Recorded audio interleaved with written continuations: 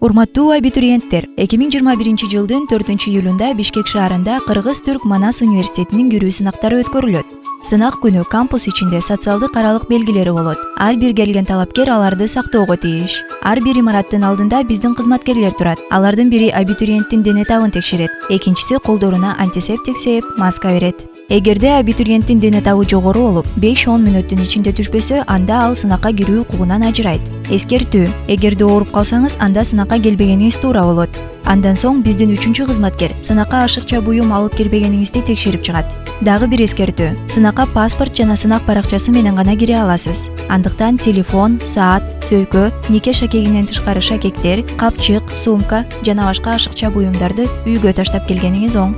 Болбосо жоголгон буюмдар үчүн университет жооп бербейт.